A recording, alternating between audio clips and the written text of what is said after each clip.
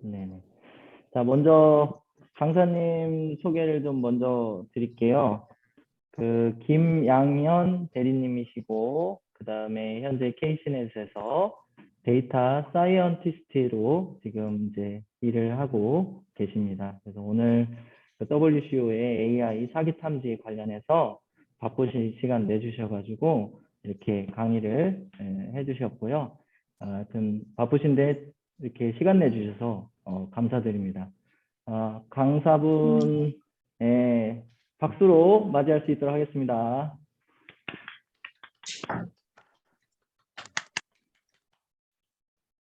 대리님, 이제 진행해 주시면 될 것 같습니다. 제가 어떤 권한을 드리면 될까요? 네, 공유해 주시면 제가 시작할 것 같습니다. 예, 잠시만요. 제가 이런 게 좀 서툴러요. 제가 권한을, 자, 우리 대리님한테, 권한, 잠시만요.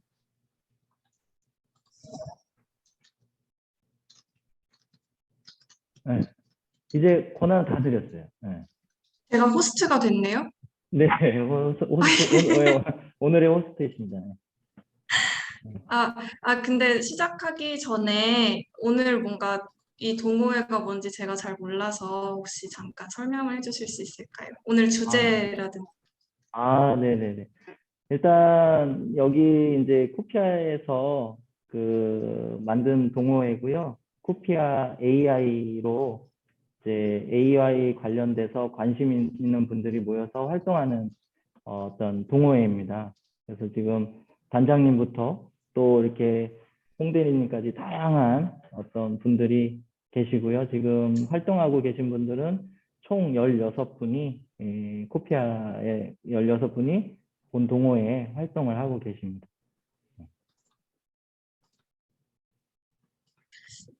제가 오늘 할 게 디시전 트리랑 앙상블 모델이어서 주제가 잘 맞을지 모르겠습니다만 한번 해보겠습니다.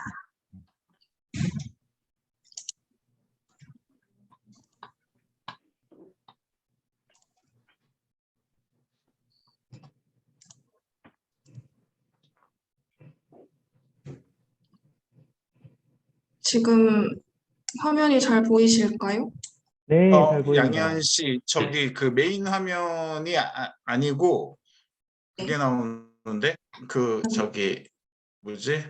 설명하는 화면이 나오거든요. 예, 다시 해보세요. 예, 됐습니다. 잠시만요. 제가 이렇게 하면 제가 안 보여서 어떻게 하지?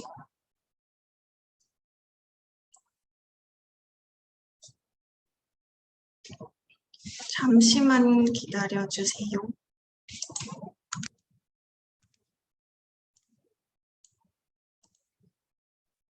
네, 천천히 하세요. 네.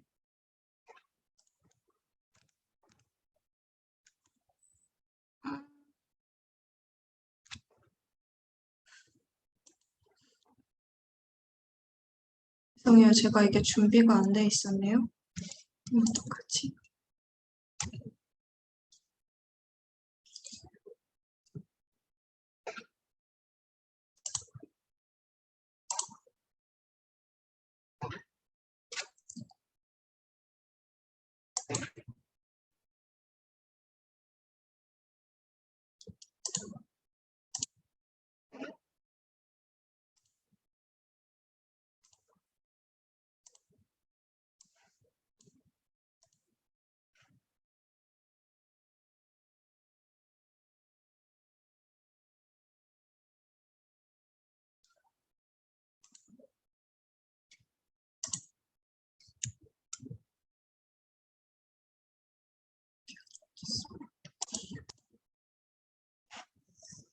이렇게 하면 지금 발표 화면 보이실까요? 네, 보입니다. 네.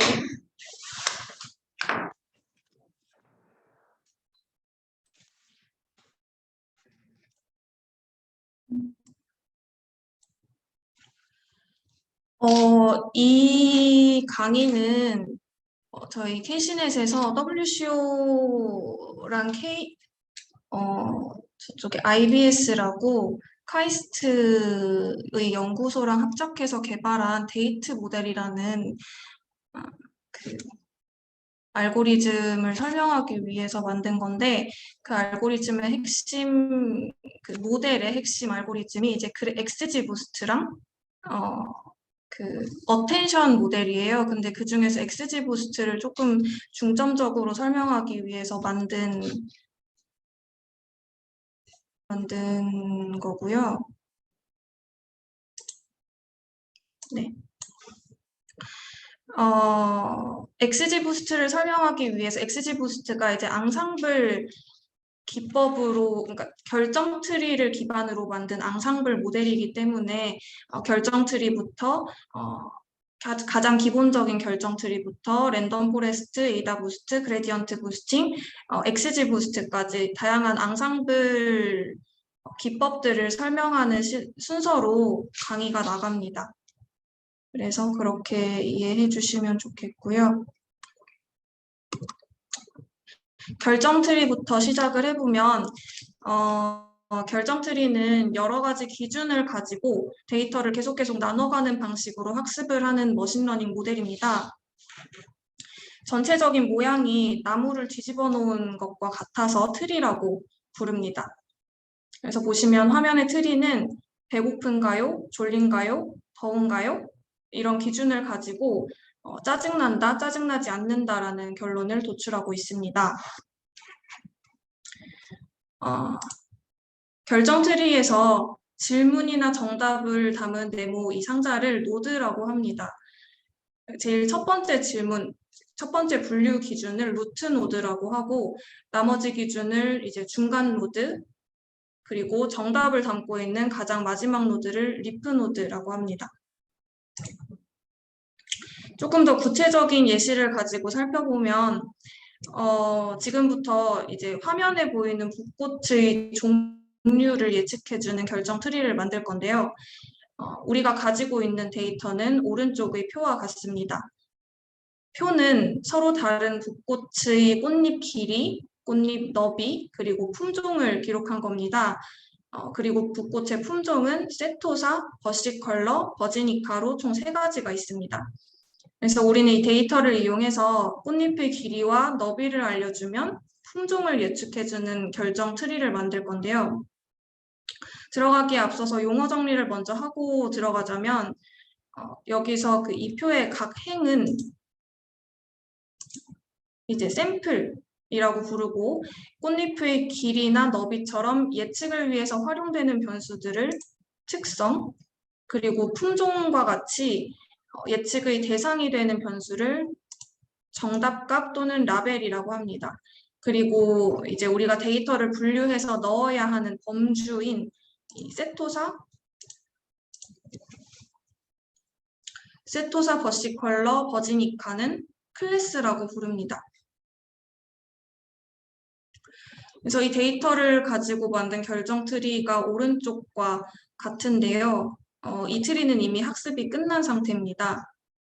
이제 새로운 붓꽃을 발견했다고 가정하고 트리를 이용해서 품종을 예측을 해보자면, 먼저 트리는 꽃잎 길이가 2.45보다 짧은지 먼저 검사를 합니다.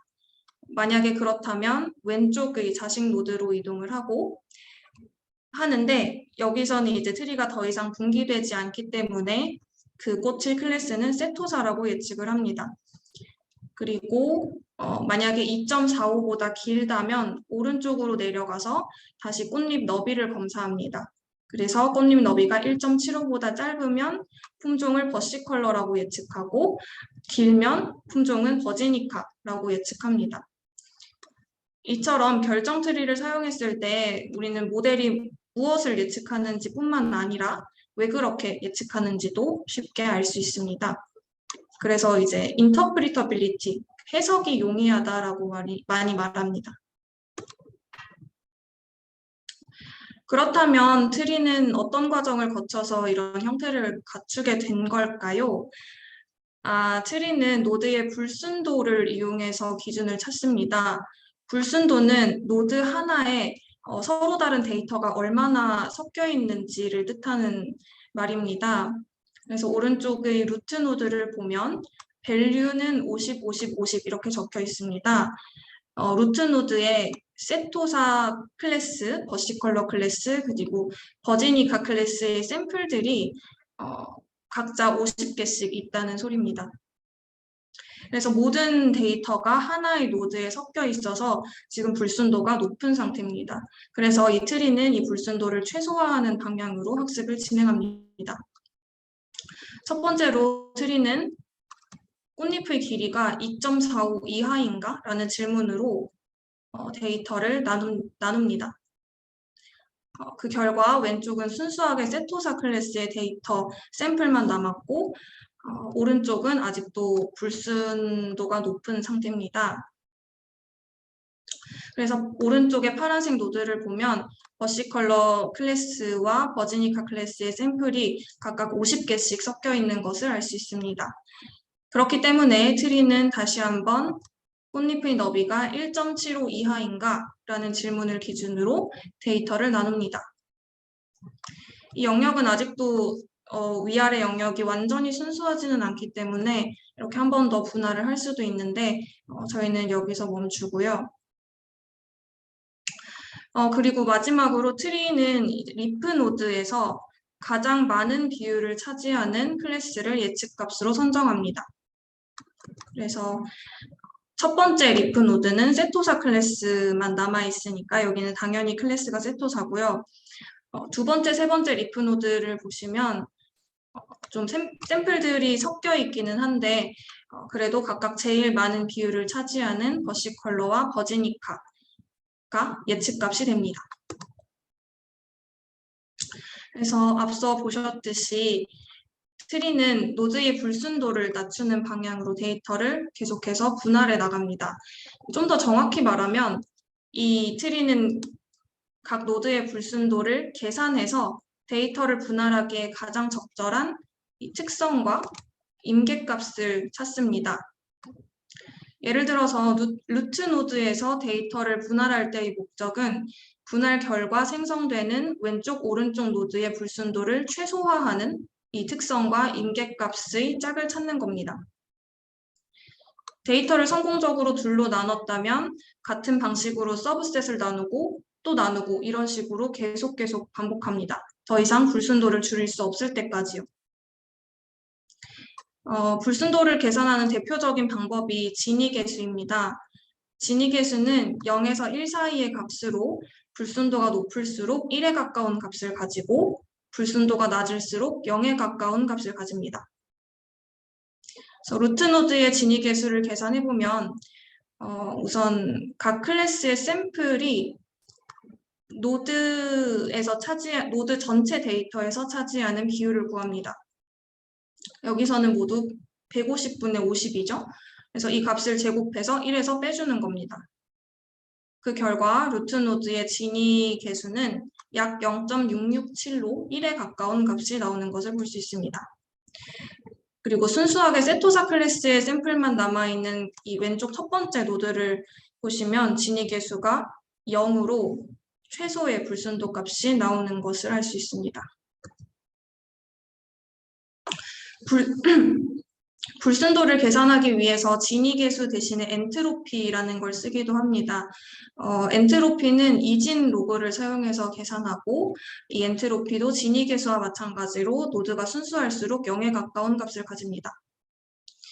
이 데이터가 분할될 때마다 감소하는 그 엔트로피의 양을 정보 이득이라고 합니다.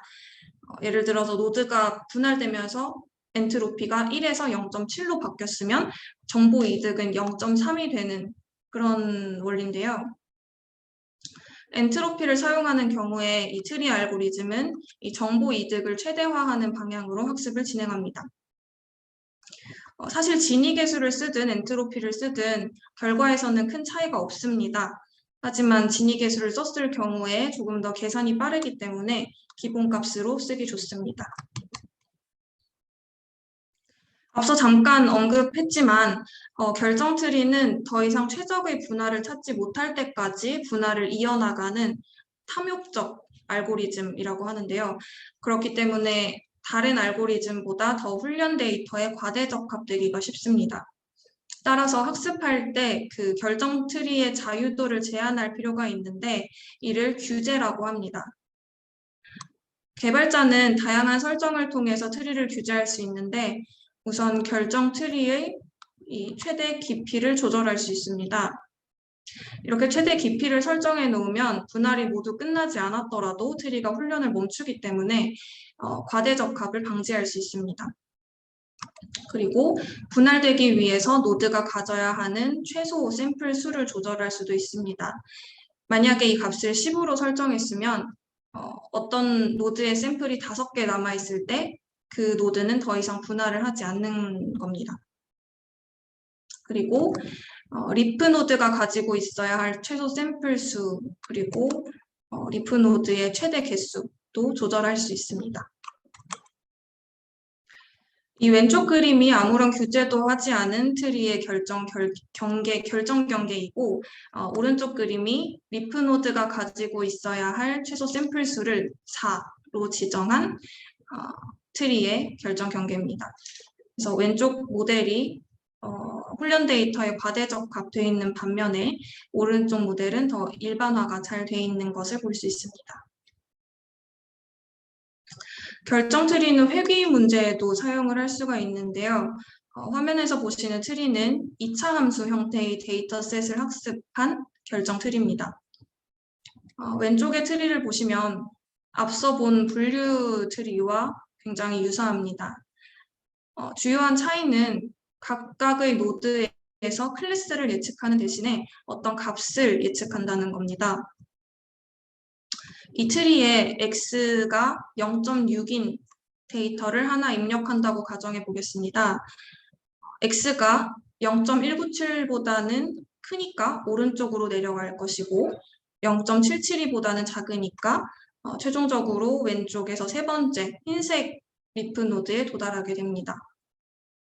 이 리프 노드는 오른쪽 그래프에서 x값이 0.197보다 크고 0.772보다 작은 가장 중간의 넓은 그 구간에 해당합니다. 앞서 분류 트리에서는 노드의 전체 샘플 중에서 가장 많은 비율을 차지하는 클래스를 예측값으로 내놓았었다면 회귀 트리에서는 이 구간에 있는 모든 데이터의 평균을 내서 그것을 이 리프 노드의 예측값으로 합니다. 이 경우에는 x가 0.6인 경우에 y값은 0.111이라고 예측하게 되겠습니다. 그리고 트리가 데이터를 분할할 때 분류 모델의 경우에는 이 불순도를 최소화하는 방향으로 데이터를 분할하는데 회귀 모델의 경우에는 이 MSE 평균 제곱 오차를 최소화하는 방향으로 데이터를 분할합니다. 그래서 루트 노드의 평균 제곱 오차보다 리프 노드의 평균 제곱 오차가 더 작아진 것을 확인하실 수 있습니다. 분류 문제와 마찬가지로 회귀 트리에서도 트리가 훈련 데이터에 과대적합되기가 쉽습니다. 그래서 규제가 없다면 트리는 왼쪽 그림과 같은 훈련 데이터에 굉장히 과대적합된 예측을 하게 되고 이제 오른쪽 그림은 리프 노드가 가지고 있어야 할 이 최소 샘플 수를 10으로 규제한 경우인데요. 이 경우에는 훨씬 더 일반화된 모델이 만들어지는 것을 볼 수 있습니다. 여기까지가 이제 결정 트리에 대한 설명이었고요. 지금부터 앙상블 기법들에 대한 설명을 해볼 텐데 들어가기에 앞서서 편향과 분산이라는 개념을 한번 짚고 넘어가도록 하겠습니다. 편향과 분산은 모델이 훈련 데이터를 일반화할 때 나타날 수 있는 오류들인데요. 우리는 예측값들이 정답값과 대체로 멀리 떨어져 있으면 편향이 높다라고 말하고 예측값들이 자기들끼리 들쭉날쭉 흩어져 있으면 분산이 높다고 합니다. 보시는 그림은 같은 데이터 셋을 서로 다른 세 가지 모델로 일반화한 건데요.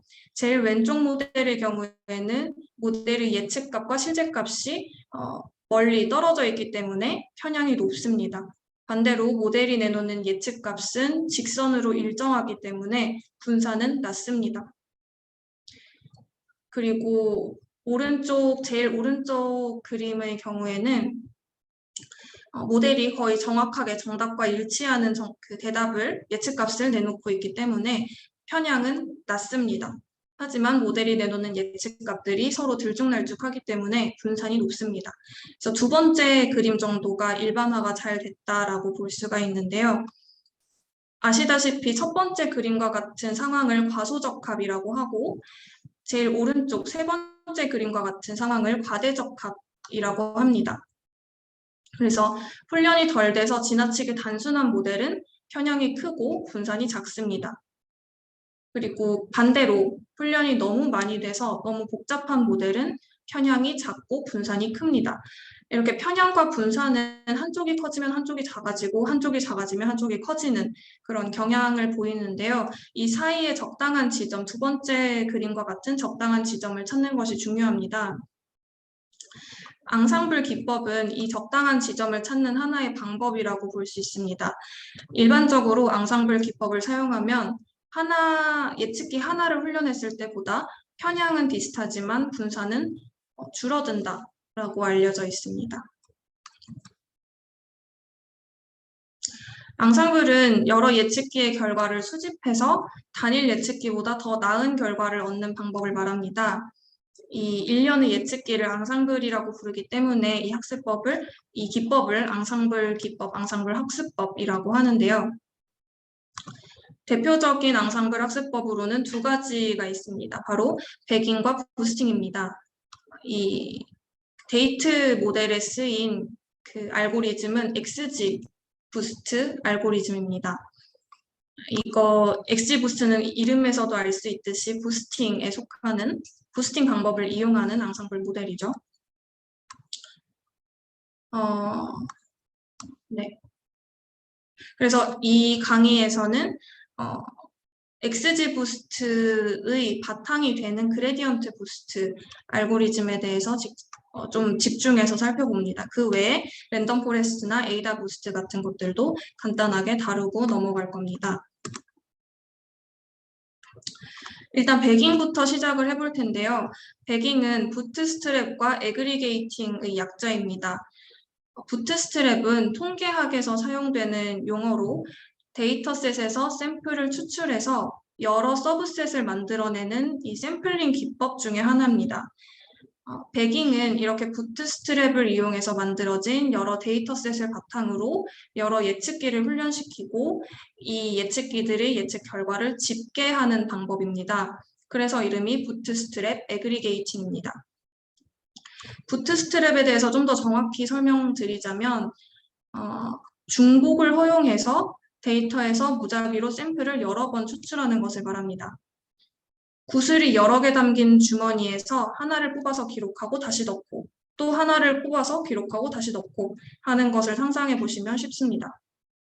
이렇게 하면 같은 구슬이 여러 번 뽑히는 것도 가능하겠죠.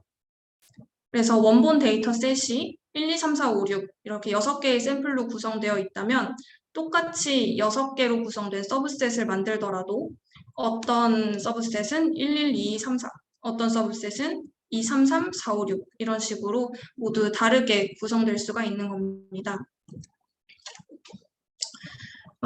이렇게 무작위로 선택된 샘플들로 예측기가 훈련이 되고 그 다음에 예측기들의 결과는 어떻게 집계를 하느냐. 분류 문제의 경우에는 투표 방식으로 결과를 집계합니다. 어떤 데이터를 세 개의 예측기가 1로 분류했고 하나의 예측기가 2로 분류했으면 다수결의 원칙을 따라 전체 앙상블 모델의 예측값은 1로 결정하는 겁니다. 회귀 문제의 경우에는 각 예측기가 내놓은 예측값들의 평균을 모델의 예측값으로 합니다. 이 배깅 기법을 활용한 모델이 랜덤 포레스트입니다. 랜덤 포레스트는 데이터셋뿐만 아니라 데이터의 분할에 쓰이는 특성도 트리마다 모두 다르게 해서 다양한 트리를 만들어냅니다. 앞서 언급했듯이 결정 트리의 주요 단점은 훈련 데이터에 과대적합되기 쉽다는 겁니다. 랜덤 포레스트는 서로 다른 방향으로 과대적합된 트리들을 많이 만들고 그 결과를 평균냄으로써 전체적으로 과대적합된 양을 줄입니다. 이렇게 하면 모델의 예측 성능은 유지되면서도 과대적합이 줄어든다는 것이 수학적으로 증명된 바 있습니다. 즉 편향은 유지되면서 분산이 줄어드는 거죠. 그림은 랜덤 포레스트를 시각화한 것입니다. 오른쪽 아래가 랜덤 포레스트의 결정 경계이고 나머지가 랜덤 포레스트 안에 있는 개별 트리들의 결정 경계입니다. 트리들의 경계는 과대적합되어 있는 반면 5개의 트리를 평균 낸 랜덤 포레스트의 경우에는 결정 경계가 좀 더 깔끔한 것을 볼 수 있습니다. 이제 앙상블을 만드는 또 다른 방법인 부스팅에 대해서 알아볼 텐데요. 베깅에서는 각각의 트리가 독립적으로 예측을 하고 그 결과를 집계했다면 부스팅 방법의 아이디어는 앞의 모델을 보완해 나가면서 일련의 예측기를 학습시키는 겁니다. 그래서 앞의 모델의 예측 결과가 다음 모델에 영향을 주는 그런 원리입니다. 부스팅 방법에는 여러 가지가 있지만 가장 인기 있는 것은 에이다 부스트와 그레디언트 부스팅입니다. 에이다 부스트부터 시작해 보겠습니다. 에이다 부스트 알고리즘은 잘못 예측된 데이터에 집중해서 새롭게 예측기를 만들어내는 과정을 반복합니다. 그림을 보시면 플러스와 마이너스로 구성된 데이터셋을 분류하는 문제인데요. 제일 왼쪽을 보시면 첫 번째 분류기는 중간보다 약간 위쪽 지점을 기준으로 데이터를 나눴습니다. 여기서 그 위쪽의 플러스와 아래쪽의 마이너스 2개는 잘못 분류됐죠. 여기서 잘못 분류된 데이터는 가중치를 높여주고 잘 분류된 데이터는 가중치를 낮춰줍니다. 그래서 두 번째 데이터셋을 보면 앞에서 잘 분류된 데이터는 크기가 작아졌고 잘못 분류된 데이터는 크기가 커진 것을 볼 수가 있습니다. 분류가 잘못된 데이터에 가중치를 부여해주는 이유는 다음 모델에서 더 그 데이터에 집중해서 분류하기 위함입니다. 이 데이터를 학습한 두 번째 분류기는 왼쪽에 치우친 구분선을 기준으로 데이터를 분류했고 그 결과 오른쪽 3개 마이너스가 잘못 분류됐습니다. 따라서 세 번째 데이터셋에서는 3개 데이터의 가중치가 커집니다. 맨 처음에 가중치가 부여됐던 플러스와 마이너스는 두 번째 분류기에서 잘 분류가 됐기 때문에 크기가 다시 줄어듭니다. 그 결과 마지막 분류기는 오른쪽에 치우친 구분선으로 데이터를 분류합니다. 이렇게 해서 나온 최종 분류기는 앞선 3개의 분류기를 합친 결과를 보여줍니다. 그래서 플러스와 마이너스를 정확하게 구분하고 있죠. 이것이 에이다 부스트 알고리즘의 기본 원리입니다. 인기가 높은 또 하나의 부스팅 알고리즘은 그레디언트 부스팅입니다. 그레디언트 부스팅은 이전까지의 오차를 보정하도록 예측기를 순차적으로 추가한다는 점에서 에이다 부스트와 동일합니다. 하지만 에이다 부스트처럼 반복마다 샘플의 가중치를 수정하는 대신에 이전 예측기가 만든 오차 자체를 학습하는 그런 아이디어로 만들어진 알고리즘입니다. 그레디언트 부스트 모델은 회귀와 분류에 모두 사용할 수 있는 모델입니다. 먼저 회귀부터 살펴보고 그 다음에 분류로 넘어가겠습니다. 예제는 어떤 사람의 키, 좋아하는 색깔, 성별을 통해서 몸무게를 예측하는 문제입니다. 그레디언트 부스팅 알고리즘은 나무가 아니라 리프노드 하나로부터 시작합니다. 이 리프노드는 앙상블 모델의 첫 번째 예측값이 됩니다. 보통 타겟값들의 평균으로 하는데요. 이 경우에는 모든 몸무게의 평균인 71.2가 됩니다. 그래서 이 첫 번째 예측값은 어떤 사람의 데이터가 들어와도 그 사람의 몸무게는 72.2kg입니다. 라고 예측하는 그런 노드입니다. 이제 여기에서 시작해서 트리들을 만들어 나가는데요. 이 이후에 만들어 나가는 트리들은 그 예측값과 실제값의 오차를 학습하는 트리들입니다. 좀 이상하게 들리실 수도 있는데 보시다 보면은 좀 이해가 될 겁니다. 모든 아까 그 예측값과 실제값의 차이를 구해보면 제일 오른쪽 행의 값이 나옵니다. 이 오차를 우리는 거짓 잔차, 프스도 레지듀얼이라고 부릅니다. 그래서 이제 이 잔차를 예측하는 트리를 만들 건데요. 그렇게 해서 만들어진 트리는 이제 성별, 키, 그리고 좋아하는 색이 파란색인지 아닌지를 기준으로 데이터를 분류하는 트리가 만들어졌습니다. 이 경우에 하나의 리프 노드에 여러 개의 값이 있는 경우는 평균으로 치환해 줍니다. 이렇게 해서 첫 번째 리프 노드와 그 다음에 만들어진 트리를 조합해서 몸무게를 예측해 보면 두 번째 트리는 성별이 남자고 여기 밑에 보시는 거는 이제 우리 데이터셋의 첫 번째 행에 해당하는 샘플입니다. 그래서 이 샘플의 몸무게를 예측을 해보는 건데요. 성별이 남자고 좋아하는 색깔이 파란색이니까 잔차는 16.8이라고 예측합니다. 그래서 첫 번째 트리의 몸무게 예측, 첫 번째 리프 노드의 예측값인 71.2와 두 번째 트리 예측값인 16.8을 더하면 88이 나오는 그런 원리입니다. 그러니까 그러니까 이제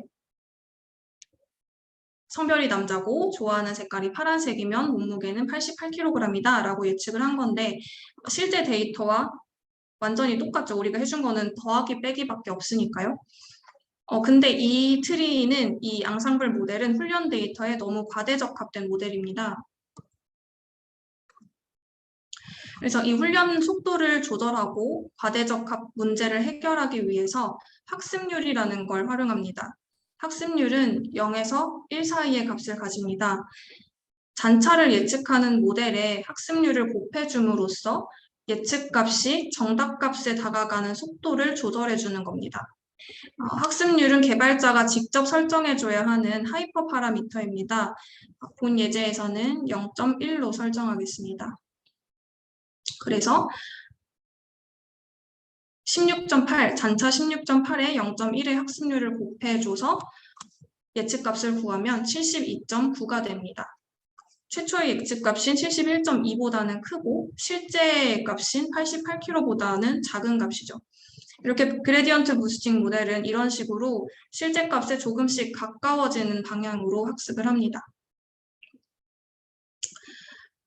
트리를 하나 더 추가해 보겠습니다. 새로운 예측값을 이용해서 실제 값과의 잔차를 다시 한번 구해 보겠습니다. 첫 행의 경우 좀 전에 예측한 몸무게가 72.9였으니까 실제 값과의 오차는 15.1이 됩니다. 첫 번째 리프 노드로 구한 잔차인 16.8보다 줄어든 값입니다. 다른 샘플들도 마찬가지로 앞서 추가한 트리를 이용해서 새롭게 예측한 몸무게로 잔차를 업데이트 해줍니다. 왼쪽 잔차와 비교해서 모두 줄어든 것을 볼 수 있습니다. 조금씩 실제 값에 다가가고 있다는 말입니다. 새로 구한 잔차로 또 새로운 트리를 만들어 보겠습니다.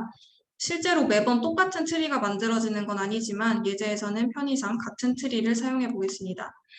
아까와 마찬가지로 하나의 리프 노드에 여러 개의 값이 들어가 있는 경우에는 평균으로 대체해 줍니다.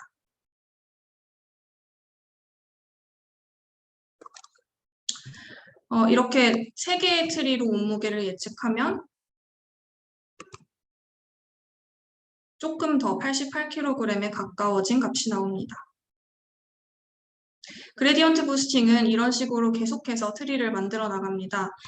사전에 하이퍼 파라미터로 설정한 그 반복 횟수에 도달할 때까지 하거나 아니면 더 이상 잔차가 작아질 수 없는 지점에 도달할 때까지 계속해서 트리를 만들어냅니다. 그래서 모든 반복이 완료됐다면 이제 앙상블 모델이 구축된 겁니다. 이제 새로운 데이터가 주어지면 모델을 이용해서 몸무게를 예측하게 되는데요. 키, 좋아하는 색깔, 성별이 주어지면 각 트리에서 잔차를 예측하고 잔차의 학습률을 곱해서 초기 예측값에 모두 더해줍니다. 이렇게 해서 얻어지는 값이 최종 몸무게의 예측값입니다. 이제 분류 문제로 넘어가 볼 텐데요. 분류 알고리즘은 조금 더 복잡합니다. 그리고 새로운 개념이 나오기 때문에 그거부터 먼저 살펴보고 들어가겠습니다. 갑자기 로지스틱 회귀로 돌아가는데요. 로지스틱 회귀가 분류 문제를 푸는 가장 기본적인 방법이기 때문입니다. 로지스틱 회귀를 이해하고 그레디언트 부스팅 알고리즘을 보면 다시 이해하기가 쉬우실 겁니다. 가장 간단한 이진 분류에 대해서 이야기해 보겠습니다. 이진 분류 문제는 어떤 조건이 주어졌을 때 어떤 사건이 일어난다 혹은 일어나지 않는다를 예측하는 문제라고 할 수가 있습니다. 가령 농구 골대에서 내가 얼마나 떨어져서 슛을 하느냐에 따라 슛이 들어간다, 안 들어간다가 결정되는 것처럼요. 보통 사건이 일어난다 쪽에 1의 라벨을, 일어나지 않는다 쪽에 0의 라벨을 붙입니다. 그러면 화면과 같은 그래프로 데이터를 표현할 수가 있습니다. 이런 문제에 보통 로지스틱 회귀를 적용하는데요.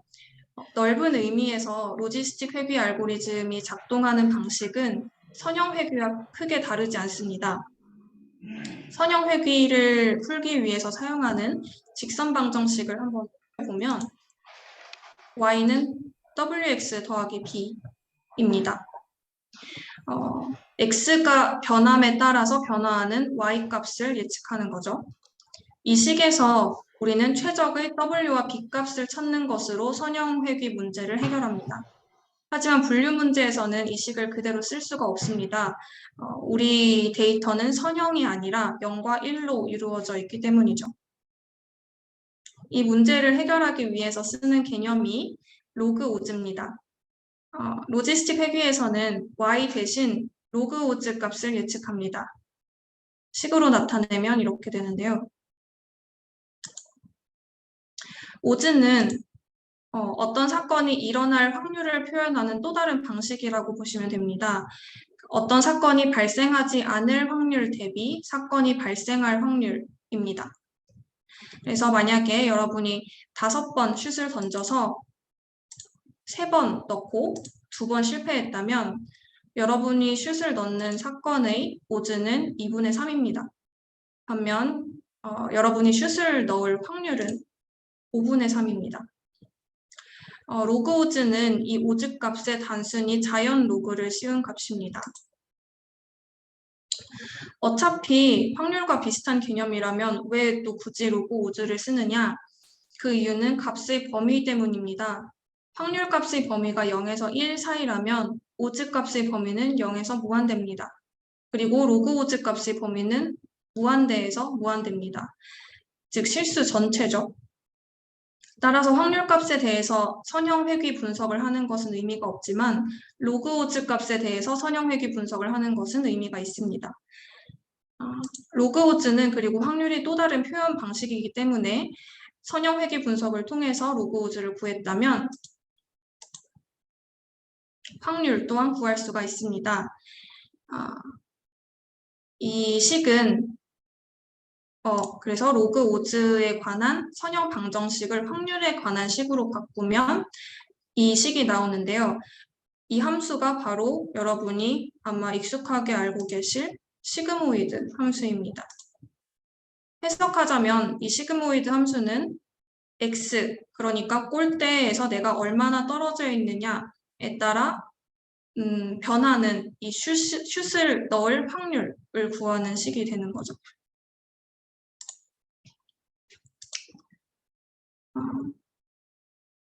이제 로그 오즈 개념을 이해를 하셨을 테니까 계속해서 그레디언트 부스트 분류 알고리즘에 대해서 얘기를 해보겠습니다.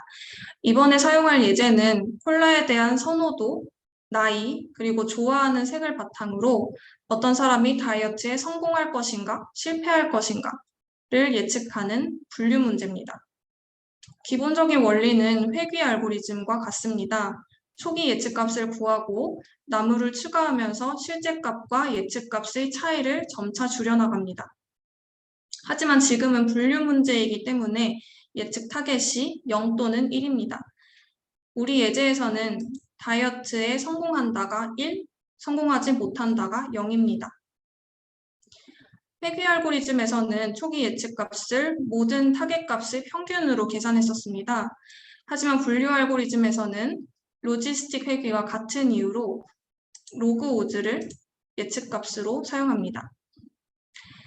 우리 예제에서 예측하고 싶은 사건은 다이어트에 성공한다이기 때문에 다이어트에 성공한다의 로그 오즈를 구해줄 건데요. 6개 샘플 중에서 예스가 4개, 노가 2개이기 때문에 로그 오즈 값은 2분의 4의 자연 로그를 씌운 값, 약 0.6931이 됩니다. 편의상 0.7이라고 하겠습니다. 이 값을 확률로 바꾸면 0.6667이 나옵니다. 정확히는 다른 값들이지만 편의상 이것도 0.7이라고 하겠습니다. 이 리프노드는 어떤 사람이든지 간에 다이어트에 성공할 확률이 약 70%라고 예측하는 리프노드입니다. 이제 예측값을 구했으니 실제값과의 잔차를 구합니다. 여기서 주의해서 봐야 될 것은 리프노드의 예측값은 로그 오즈지만 실제값인 0과 1은 확률값이라는 겁니다. 따라서 잔차를 구할 때에는 로그 오즈를 확률로 변환해서 실제값에서 빼줍니다. 아까 구한 확률값이 0.7이었기 때문에 실제값에서 0.7을 빼주면 다음과 같은 잔차가 나옵니다. 이제 이 잔차를 가지고 트리를 생성합니다. 아까와 마찬가지로 하나의 리프에 여러 가지 값들이 들어가 있는 것들이 보이는데요. 회귀 알고리즘에서는 이 값들을 평균으로 치환해 줬었는데 분류 알고리즘에서는 그게 불가능합니다. 예측값은 로그 오즈로 계산해야 되는데 지금 리프노드 안에 들어가 있는 것들은 확률값의 그 잔차이기 때문입니다. 따라서 이 값들을 로그 오즈로 변환해 주는데요. 변환식은 여기서 따로 다루지 않겠습니다. 그래서 처음 만들어진 리프노드와 새로 만들어진 트리를 가지고 예측값을 계산해 보면 첫 번째 샘플의 값을 계산을 해보겠습니다. 첫 번째 샘플은 좋아하는 색이 빨강이 아니고 나이가 37살보다 적으니까 두 번째 트리의 로그 오즈 예측값은 1.4입니다. 여기서 학습률은 0.8로 설정해 주겠습니다. 최종 예측값을 계산하고 확률로 바꿔주면 0.9가 나옵니다. 아까는 실제값과의 잔차가 0.3이었는데 트리를 하나 추가해 주면서 0.1로 줄어든 것을 볼 수가 있습니다. 나머지는 아까 회귀 알고리즘에서 봤던 그대로입니다. 나무를 계속 추가해 주면서 학습을 이어나갑니다. 새로운 샘플이 입력되면 트리의 로그 오즈 예측값을 구하고 학습률을 곱해서 첫 번째 리프노드 예측값에 모두 더해줍니다. 그리고 최종 예측값을 확률값으로 변경합니다. 다른 분류 문제와 마찬가지로 확률이 미리 설정된 임계점을 넘으면 yes로, 그렇지 않으면 no로 분류합니다. 마지막 슬라이드인데요. XGBoost 알고리즘에 대해서 간단히 말씀을 드리자면 XGBoost는 익스트림 그레디언트 부스팅의 약자입니다. 사실 지금까지 설명한 모든 알고리즘들은 파이썬의 scikit-learn 라이브러리에서 제공하는 알고리즘들이었습니다. 아까 방금 봤던 그레디언트 부스팅 알고리즘도 마찬가지고요. XGBoost는 좀 더 업그레이드된 버전의 그레디언트 부스팅 알고리즘을 제공하는 파이썬의 라이브러리입니다. 그래서 XGBoost의 장점은 다음과 같습니다. 그래서 기본적으로는 XGBoost와 동일한데 조금 더 업그레이드된 버전인 거죠. 장점을 말씀드리면 먼저 속도가 빠릅니다. 부스팅과 같이 연속적인 학습 기법의 큰 단점은 병렬 학습과 예측이 불가능하다는 점입니다. 이전 예측기들의 훈련과 평가가 끝나고 난 뒤에야 다음 예측기가 학습을 시작할 수 있기 때문입니다. 따라서 사이킨런의 그레디언트 부스팅 알고리즘은 속도가 느립니다. 하지만 XGBoost 알고리즘은 병렬 처리를 지원하기 때문에 학습과 예측 속도가 빠릅니다. 그리고 XGBoost는 다양한 과대적합 규제 기능을 가지고 있어서 이것 또한 학습 속도를 빠르게 하는 요인 중에 하나입니다. 이외에도 결측치를 내부적으로 처리해 준다거나 다양한 옵션을 제공함으로써 커스터마이징을 용이하게 해준다거나 하는 여러 가지 장점들을 가지고 있습니다. 네, 제 발표는 여기까지입니다. 감사합니다. 어유, 엄청난데요? 네. 괜찮으셨을지 모르겠어요. 어유, 버벅거려가지고. 훌륭하십니다. 네. 좋습니다. 예, 지금 제가 부연적으로 잠깐 설명을 해드리면 재작년에 그 WCO하고 카이스트 IBS랑 해가지고 데이트 모델이라고 하는 모델을 공개를 했습니다. 근데 그 데이트 모델은 두 가지를 예측을 합니다. 하나는 그 XGBoost를 이용해가지고 얘가 범죄인지 아닌지 여부를 예측을 하고요. 또 하나는 이제 어텐션 모델을 가지고 그 세수 예측을 하거든요. 그래서 두 가지를 예측하는 모델인데 사실 그러다 보니까 그 발표된 그 모델과 그 논문을 읽어보면 굉장히 어려워요. 예, 잘 이해도 안 되고. 그래서 이제 일단 저희 회사에서 작년에 일단 그 어텐션 부분은 제외하고 XGBoost로 그 범죄 여부를 분류하고 예측할 수 있는 부분만을 좀 따로 이렇게 커스터마이징해서 만들었거든요. 그래서 그 모델에서 사용하는 가장 핵심 기법이 XGBoost고 그 이론적인 기반에 대해서 지금 김양현 대리님께서 설명을 해주신 겁니다. 예. 예, 도움이 되셨을지 모르겠어요. 예. 네. 예, 저 주재국입니다. 목소리가. 예, 예, 예, 안녕하십니까. 보니까 아이고 저도 조금 이제 공부를 하고 있는데 보니까 아주 명확하게 설명을 잘 해주신 것 같아요. 아까 우리 강사님 박수 한번 쳐주시죠.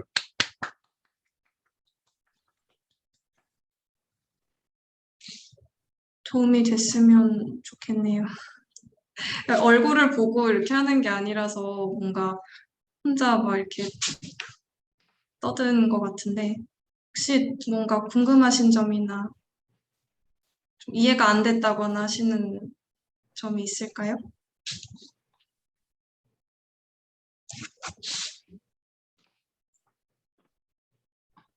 없으신가요?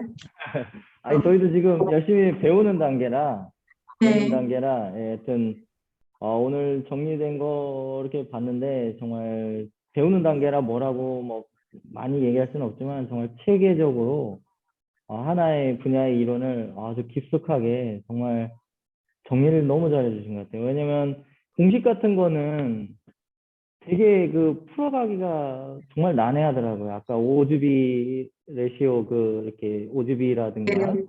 이런 거는 오주비의 확률 이런 거는 저도 이건 감히 수학적인 해석을 풀어나가기가 저는 뭐 그냥 이렇게 수학책 덮어버리고 뭐 그런가 보다. 그냥 뭐 시그모이드가 뭐 로짓일 때 뭐 이렇게 하면 되는 거지 뭐 이렇게만 하고 이제 넘기긴 했는데 이 어려운 것을 정말 이렇게 일반인들을 위해서 너무 쉽게 잘 풀어주신 것 같고요. 혹시 뭐 이렇게 이론 말고 네. 어떤 샘플 데이터에 어떤 머신러닝 코딩을 통해서 아까 뭐 사이킨런 이렇게 말씀도 해주시는데 그렇게 해서 뭐 데이터도 이렇게 실행하시고 코딩도 하시고 이렇게 해보셨나요? 아니요. 저도 배우면서 이제 정리하고 적고 교육 자료 만들고 하는 단계라서 제가 무작위로 그런 데이터 가지고 코딩하는 것까지는 못하고요. 그 데이트 모델을 원래는 이제 이 교육 XG 부스팅, 그러니까 조금 간략하게 저희가 커스터마이징한 라이트 데이트 모델이라고 하는데요. 그 교육 자료를 준비하기 전에 먼저 데이트 모델을 먼저 봤었어요. 그래서 그 안에 있는 코드들 보고 이제 이해하려고 노력하고 그런 것들을 했었습니다. 아무튼 뭐, 저도 아직 코딩은 못하고요. 네, 음. 뭐, 거기 XG 부스터하고 데이트 모델은 제가 이제 여기 오기 전에 연수원에 있었잖아요. 네. 그래가지고 그 모델을 이제 전체 XG 부스터 뒤에 부분 심화된 부분 말고, 그러니까 세액 부분 증가 부분 말고 그냥 그 빼고 제가 간이하게 가지고 있어요. 나름대로 코딩을 한번 해놨어요. 그래서 아까 우리 그 QPI AI에 제가 한번 드릴게요. 그걸 일단. 근데 조금 그 약하기는 한데, 그리고 자료 자체가 공개돼 있잖아요. 나이지리아 그 자료 그게 돼 있습니다. 파일이 있어서 그거를 한번 우리 팀들한테는 드리겠습니다. 네, 감사합니다. 네.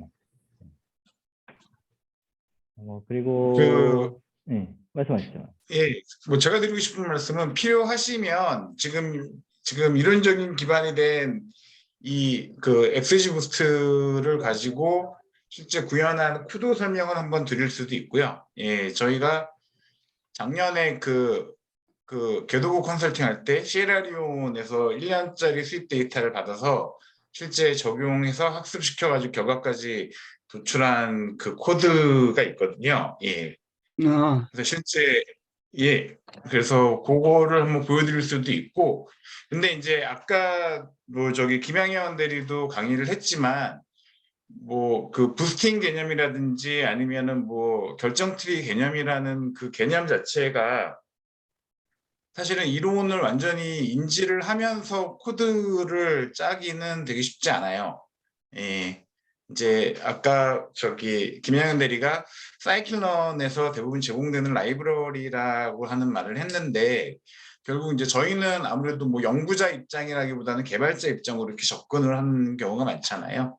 그러니까 개발자 입장에서 어떤 모델들을 어떻게 조합해서 쓸 것이냐를 더 많이 고민을 해야 되는 게 사실이거든요. 예. 그래서 일단은 뭐 코드 이제 저희가 응용해서 만든 코드는 한번 저희가 소개는 해드리도록 하겠습니다. 예. 예, 감사합니다. 네. 저희도 뭐 이렇게 요 주제를 그 디시전 트리나 앙상블이나 이거를 한번 짚고 넘어갔는데, 다시 이렇게 이론을 들으니까 새롭네요. 저희 또 동호회 대해서 그 이렇게 샘플 그 주제 코딩을 해서 넘어가긴 했어요, 이 주제를. 근데 심도가 있고 깊이가 있네요. 저희는 실행 위주로 재미 위주로 이렇게 하긴 했는데 아주 인상이 깊고 너무 좋았습니다. 다른 분 질문 있으신가요? 네. 저 늦게 들어와서 잘 못 들었는데 안녕하세요. 네, 안녕하세요. 이번에 우리 출장 가면 에티오피아도 뭐 월드뱅크랑 AI 사업하고 싶다 그러는데 저는 어차피 내용을 모르니까 그 사례를 뭘 했는지 좀 주시면 네. 본부장님이나 이렇게 가서 광을 바라보도록 하겠습니다.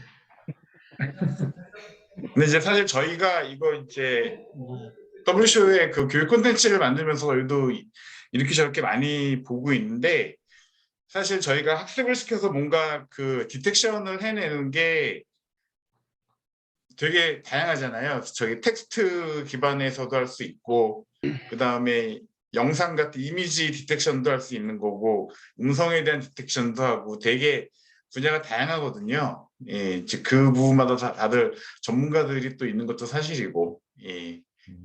근데 필요한 거는 뭐 저희가 준비한 거, 뭐 진행하고 있는 것들은 많이 소개를 해드릴게요. 그리고 다음번에는 제가 한번 그 자연어 처리 기반에 대한 알고리즘을 한번 설명을 해드리도록 하겠습니다. 예.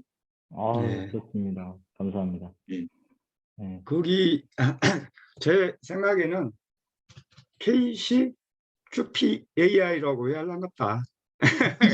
네, 새로 만들어야 되겠어. 예. 요즘 뭐 네. 여러 가지로 캐시넷도 힘들잖아요. 관세청과 뭐 그래서 이렇게 서로 해가지고 조금 이게 뭐야 회회나 이런 부분이나 이런 것을 공조하면서 서로 하는 게 앞으로 방향이 맞는 것 같아요. 왜냐하면 또 캐시넷이 그 신기술에 대한 것을 많이 갖고 있잖아요. 아이디어도 많고 능력 있는 계신 분도 많고 또 우리 교피아 쪽에서는 또 해외 사업도 하고 하다 보니까 잘 서로 소통을 많이 합시다. 네, 예, 너무 좋습니다.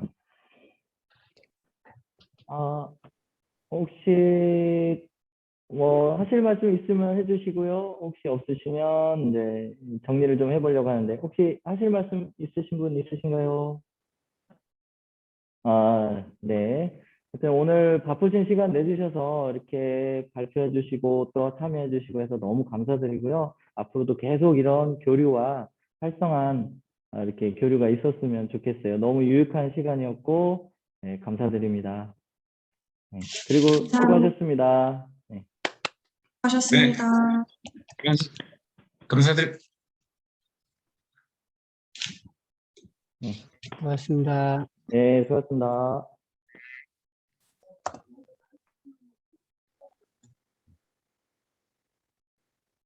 아, 아, 제가 종료해야 되는 거네요? 잠깐만요. 제가